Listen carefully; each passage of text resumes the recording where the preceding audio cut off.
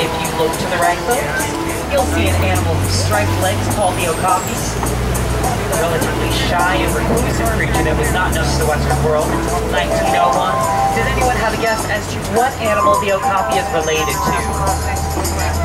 Zebra is a really good guess, but actually the okapi is most closely related to the giraffe. You are able to tell that by looking at its head. They have the same general skull shape. They also both have very long tongues that help them better be able to grab their food.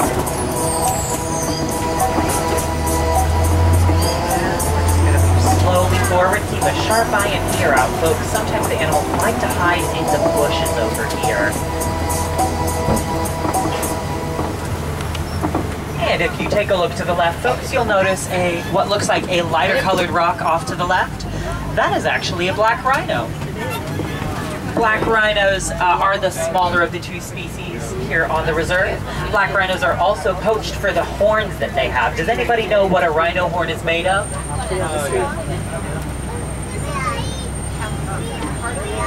Any guesses? Nail? That's right, folks. Rhino horns are made out of keratin, which is the same material your fingernails and your hair is made of. So you can kind of think of them as a large, solid mass of hair. Many people do poach rhinos out in the wild for those horns for a number of reasons. I'm just gonna hold on here for just a second, get a good look at the rhino. It looks like he's just lying down, maybe taking a nap out there. Black rhinos are actually not named necessarily for their color. You can differentiate black rhinos by a pointed, prehensile upper lip that they have. That helps them be able to better grasp their food. We're just going to move slowly forward. And if you look to the right as we come around the corner, you might be able to spot a few cinnamon-colored animals. Up there on top of the hill, those are the bongo. Bongos are also known as the ghosts of the forest because they are so rarely seen. You might notice that a few of them have some nice horns on top of their head that lean back. Those horns allow them to cut through thick underbrush in the forest and move through, kind of like in here. They'll use them to separate between the branches, which allows them to move easily through those and not get tangled up.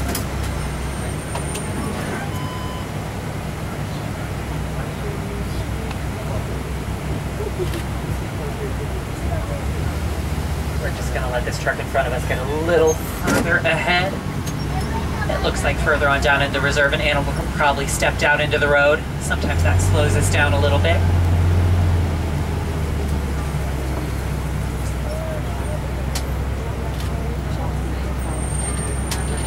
Now, most of the animals here in the Little Ituri Forest, like the okapi, are rather shy and reserved. Most of them do spend most of their lives kind of on their own, and it's not often that you will see them out in the wild because they do such a good job of camouflaging themselves and they like to hide out from other animals. Those are females.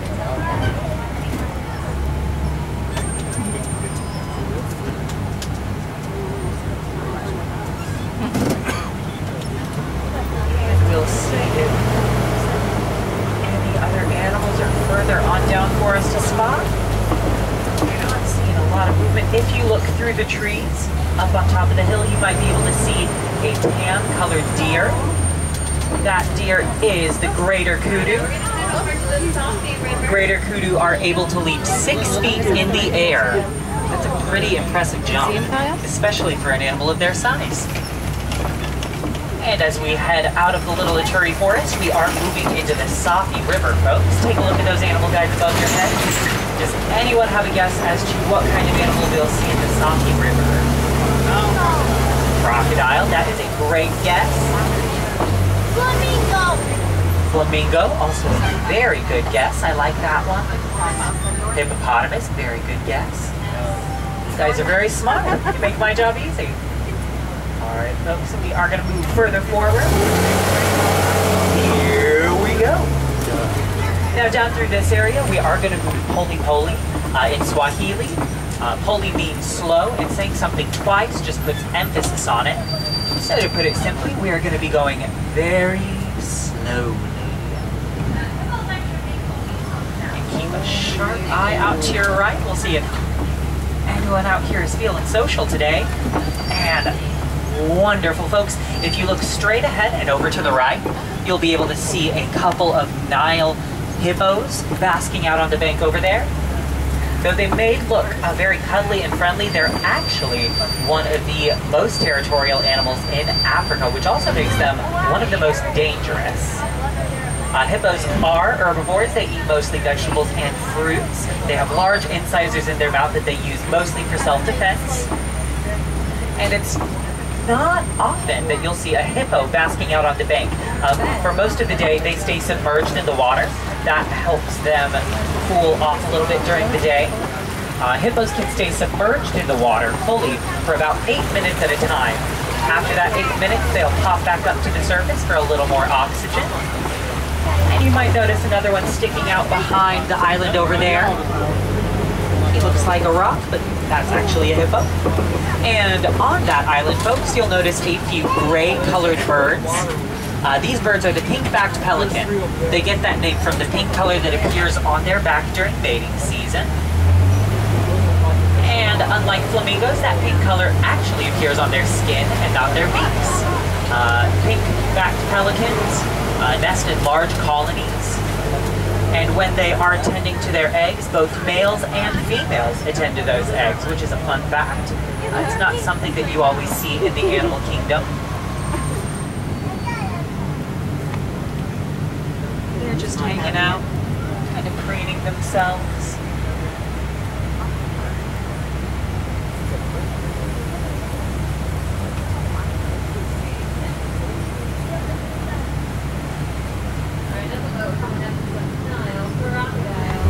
Alright, we're getting a little further forward now. Just slowly up ahead, and if you look out to the left around the corner over here, folks, you'll be able to see a few more hippos basking out on this bank. If you ever see a hippo running in the water, it is actually just running along the bottom of the bank. That allows them to move through the water easily. And folks, I do apologize. Please stay fully seated for me, everyone, just for your safety. And up ahead, we are going to be moving across a bridge, folks. Just a moment. We want to make sure we can fully get over the bridge before we head over it. And it looks like the hippos are hanging out on the bank here, just because it is nice and cool out today. The sun's hitting them just right so they can stay warm. And if you keep looking to the left, folks, you will see the Nile crocodile. The Nile crocodile can grow to be about 16 to 20 feet in length. That's pretty impressive. They also have 2,000 pounds of pressure per square inch of their mouth. It's fully seated for me, folks. Please sit down. Thank you. That 2,000 pounds of pressure allows them to break the bones of any of their prey. Crocodiles are reptiles and ectotherms. That allows them to warm up and cool down a little bit differently than you and I would as warm-blooded mammals. And as a newborn crocodile is about to hatch, the adults actually place that egg into their mouth and roll it around gently. That kind of helps soften up the shell, break it up a little bit so that the newborn can hatch out of it a little more easily.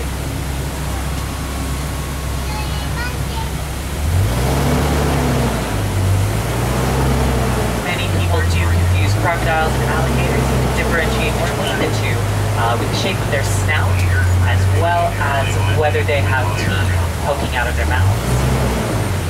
Crocodiles, I believe it's the 4th or 5th bottom tooth that pokes up over their top jaw.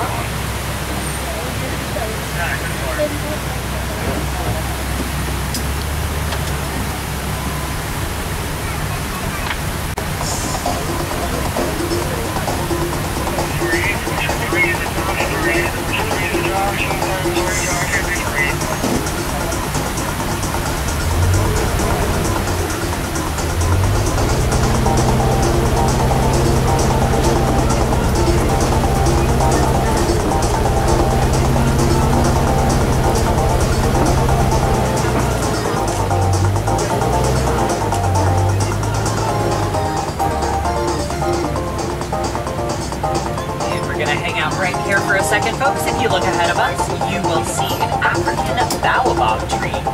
They are also called the upside-down trees because it looks like the roots are sticking out of the top of it. Those are actually just its normal branches. These trees stay leafless for about 9 months of the entire year. That helps them conserve water in the African heat. And it's also the same kind of tree you'll see featured at the front of the park. The tree of life. That baobab tree right here.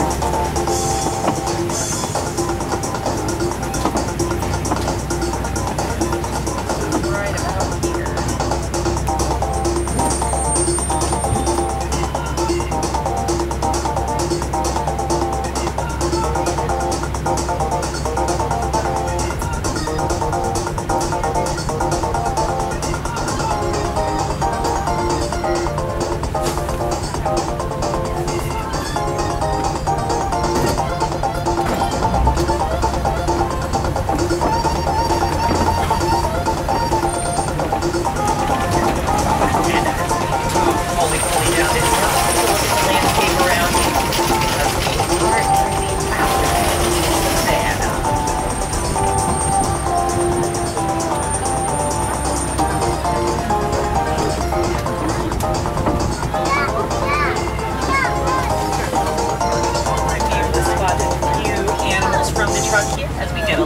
Closer. Start pointing them out and naming them.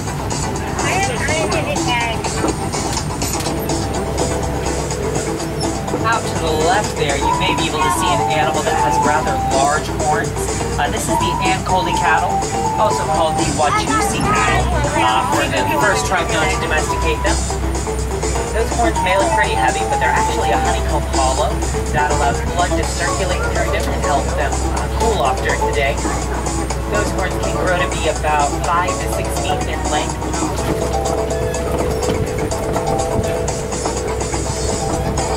And if you take a look at ancient Egyptian hieroglyphics, you actually may be able to see an animal that looks remarkably similar to the Ankole cattle. That shows you just about how long these animals have been around. Off in the distance, up in the right, folks, you might be able to spot giraffes. Now, does anybody know how many vertebrae a giraffe has in its neck? Any guesses? 30, that's a good guess. Any others? No other guesses? Giraffes actually only have 7 vertebrae, which is the same number that you and I have because they're just quite a bit larger. Giraffes are born at about 6 feet tall. They're able to stand and walk within their first few hours of life, which helps them better be able to protect themselves. Giraffes have long legs that allow them to run at a top speed of 35 miles an hour with a casual 10.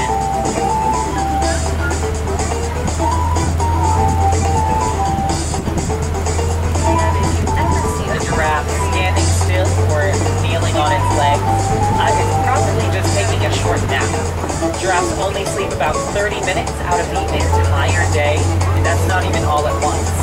They take several short naps throughout the day, and if you look to the left, folks, over by that tree in the center, you may see an African wild dog taking a nap. They are one of the only species of dogs that have 4 toes.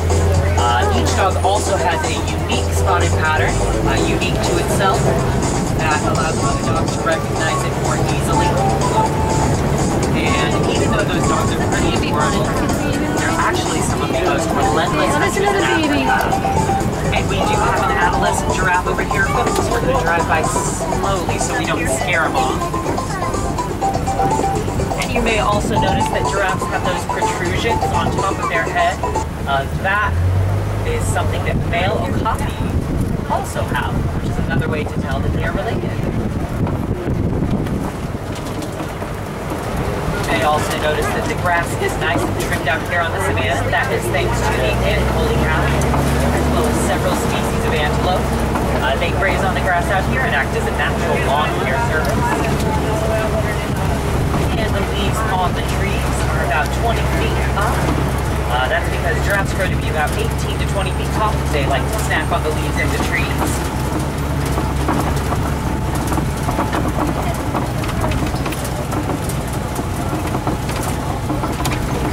Yeah.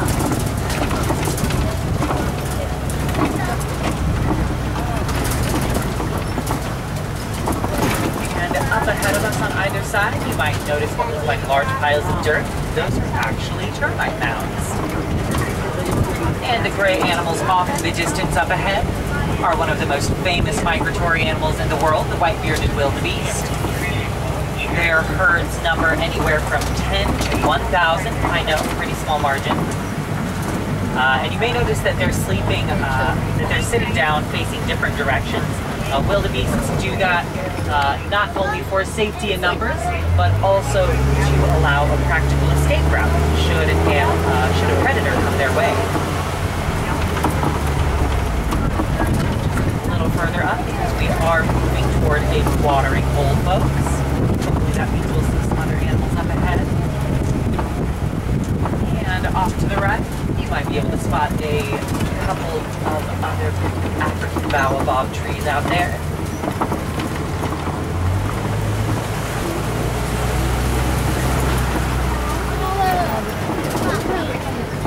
And those small tan-colored animals are the springbok. They are named after their ability to spring about 6 feet in the air while standing and 13 feet while moving forward. It's a pretty impressive jump for such a tiny creature.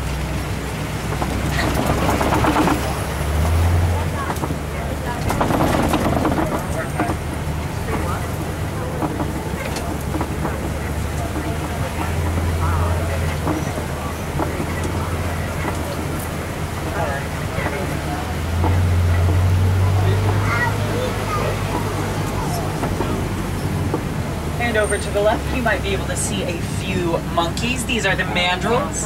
They're the largest monkey in the world. The males have a bright blue and red facial color. It gets more intense as they get more excited.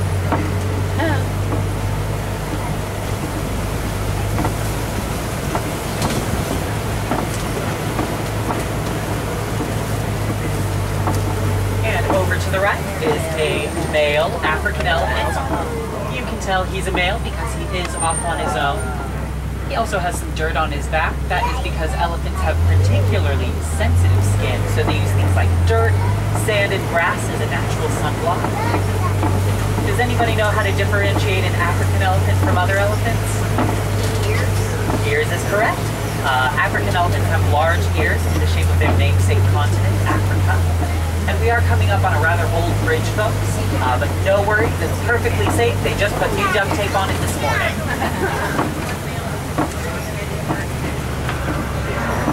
Take a look to the right, you'll get another good look at the elephant.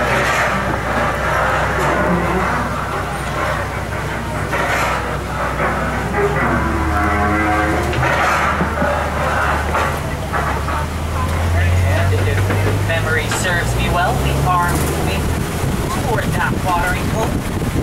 We will see a few more animals.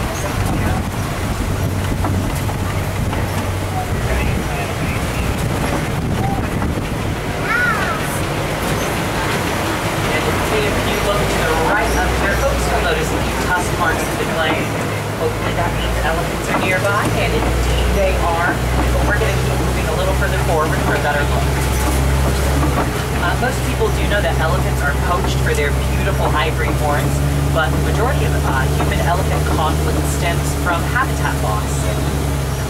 Devices like our cell phones and laptops contain the metallic mineral coltan, which is mined from the elephant's habitats.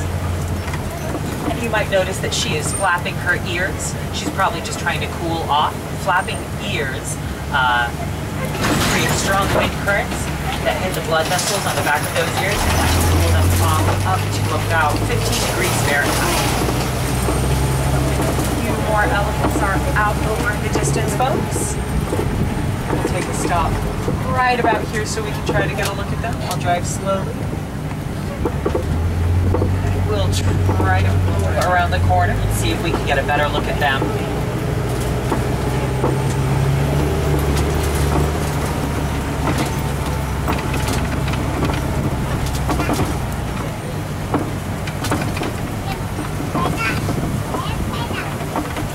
And it looks like the ladies are opting to chill in the shade today. So we're going to move a little further forward because on the left as we round the bend, you'll notice the greater flamingo. These are the lightest pink of all flamingo. But flamingos are actually not born pink. They get that color from dining on brine shrimp, which contain the nutrient carotene. And carotene is what turns their feathers pink. And if you ever see a large group of flamingo like this, they are called a flamboyance.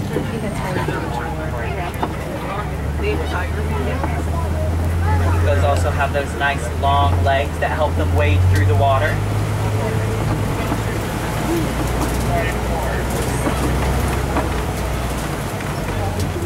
Just hang out here for a moment.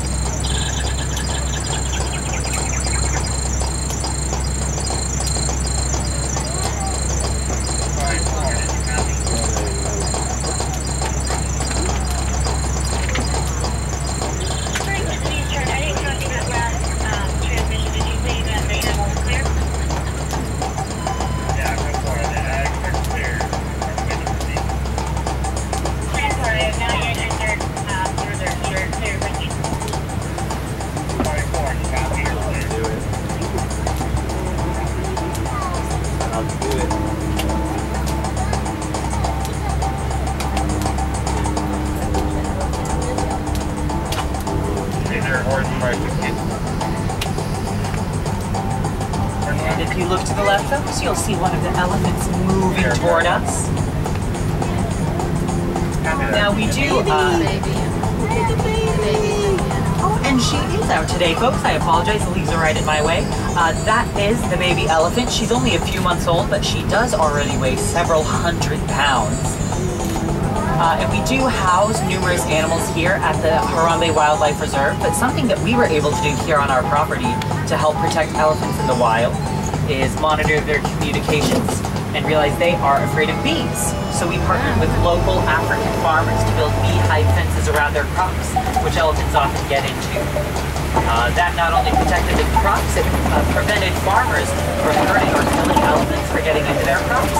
And it also gave the farmers economic boost by being able to sell the honey. And that is something that we were able to do here in Kilimanjaro Safaris.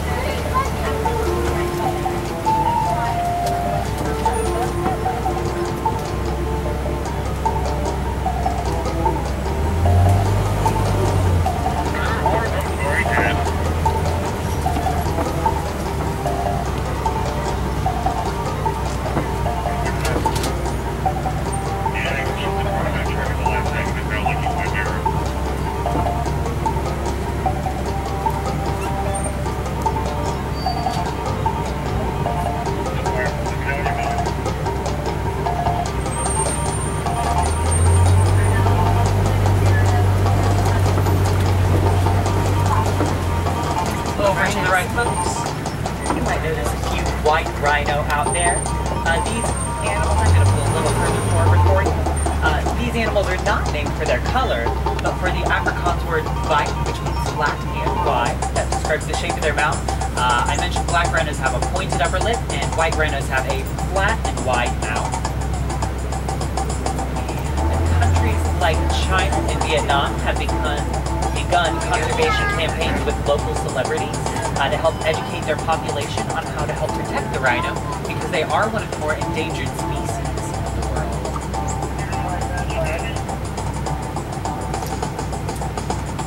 White rhinos are also the larger of the species here on the reserve. These rhinos weigh in at about 4,000 to 5,000 pounds, which is more pounds than the black rhino.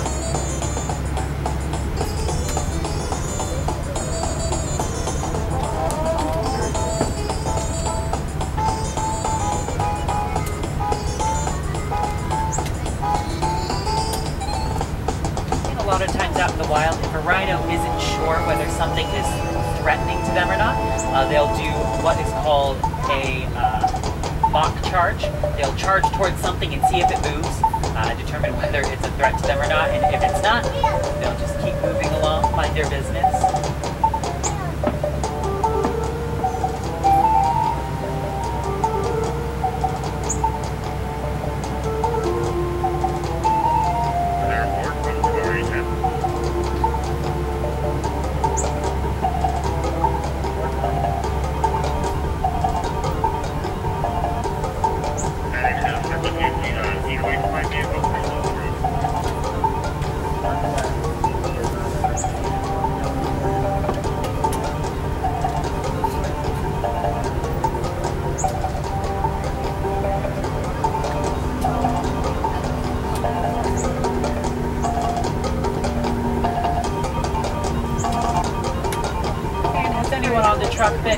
Magic Kingdom yet during their trip down here to Florida?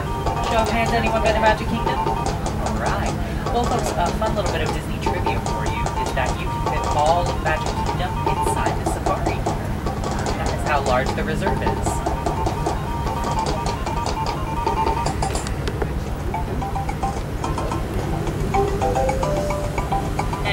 Safari is actually not the only place in Animal Kingdom you can see animals. You may have noticed a few up at the Oasis towards the entrance and on Discovery Island. Just to the right of us here at Safaris, we do have Gorilla Falls Exploration Trail. I believe they're open until 5:15 tonight. If you want to head over there today, it's a nice shady trail. You can take strollers on it, and you might be able to see silverback gorillas. You can spot meerkats, get a better look at the hippo over there, and they also have a few zebras. You might be able to get a better look up close at the Okapi.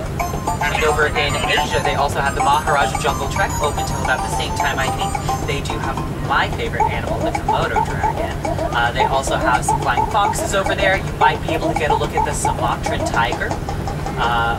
Those cats do sleep for a majority of the day, so if you do see them, it's most likely that they'll probably be taking a little cat nap. They're always fun to look at.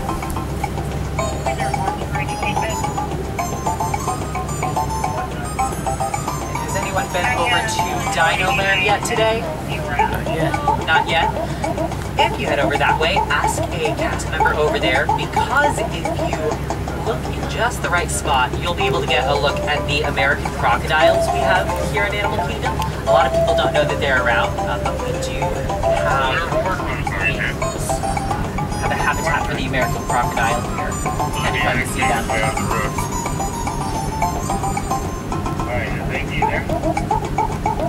Sorry, just keep truck on being held up by the trains and haven't been able to move for a couple minutes. If you're here, we have to add it to your clear meeting. Alright, then, you got me, you're clear to go. Good boy, got it.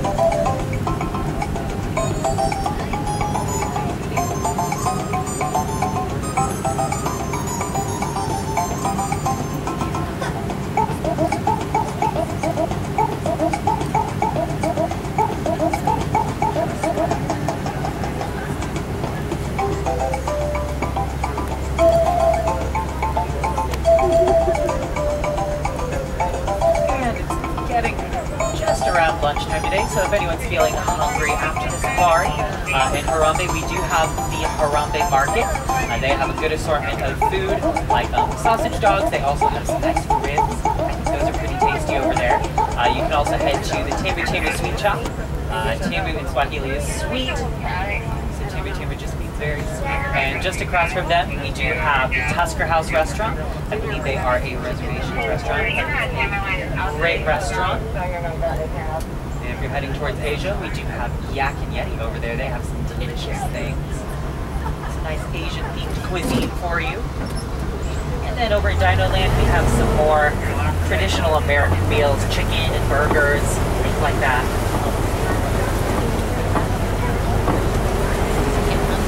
But if you are looking for a Dole Whip in Animal Kingdom, Tambu Tambu is actually the only place in Animal Kingdom that has famous Dole Whip. Very tasty, if I do say so myself, so I hope that everybody tries that while they're here at Disney World. Keep a sharp eye out to the left, folks. You might be able to spot a few animals over here. Let's see who we can find today.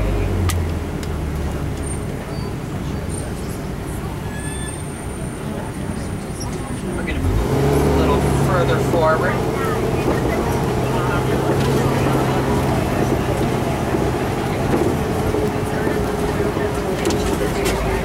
Alright, if you look out to the left, folks, you will see a cheetah lying down. Cheetahs are able to reach speeds of 60 miles an hour in only 3 seconds, folks. 3 seconds flat, they're able to do that. Cheetahs are also one of the only big cats that hunt during the day. Most other large cats hunt at night. And a lot of other big cats also roar to communicate. As opposed to a roar, cheetahs actually make a kind of chirping sound to communicate. It's a nice form of vocal camouflage, and it confuses predators into thinking there may just be a sort of small bird nearby. And we are moving up to a kopje, folks. A kopje is a large rock outcropping that overlooks the savanna. So we'll see all we can find over here.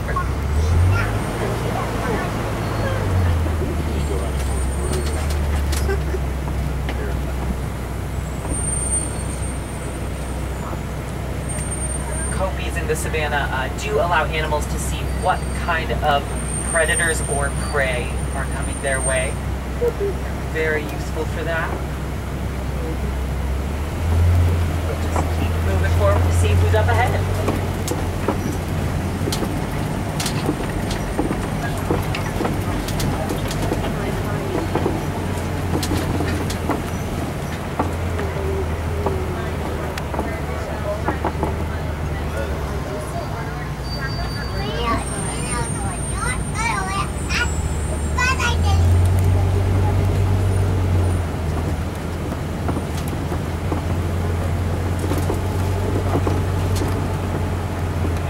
Over to the left, we'll see a male lion. Male lions are identified by that nice shaggy mane on their head. I'm going to pull just a little further forward so you can get a better look.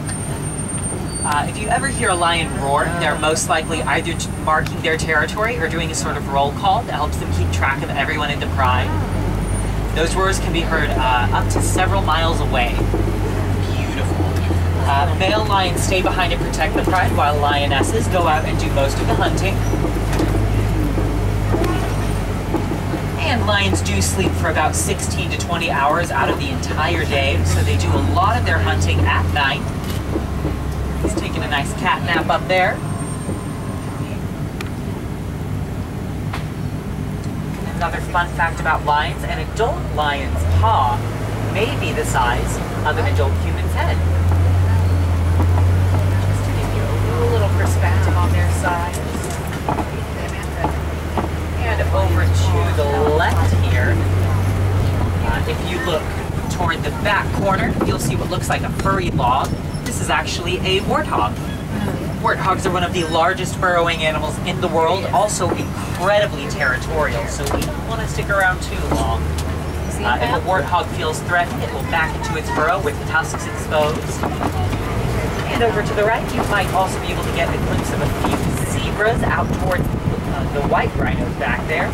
Zebra stripe patterns are like human fingerprints. No two stripe patterns are the same. And if you take a look at a zebra's nose, you will notice that it's black, which is how you indicate that a zebra is indeed black with white stripes. And over to the right is an animal called the addax. Those nice tan coats darken up as they get toward the winter months. And addax are also able to go almost their entire life without taking a single drink of water. They can do that because they get all of the water they need from their diet.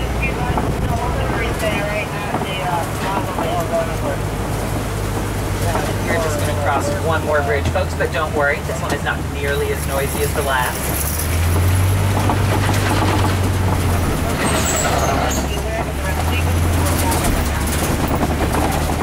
And if you look straight in front of us, folks, you'll see an animal called the scimitar horned oryx, named for those long, brittle bones on top of its head. The scimitar horned oryx is able to go up to 9 months without taking a drink of water. Like the addax, they get all of the water they need from their diet. And over to the right is the yellow-billed stork. These birds have a wingspan of about 5 feet, which may be as tall as some of you in the truck. These birds like to follow Nile crocodiles and hippos into the water to see what kind of food gets stirred up for them. Here's another good look at the scimitar horned oryx. And even though sharing habitats with animals is very interesting, it does not come without its consequences. There are several ways that you can help out the animals.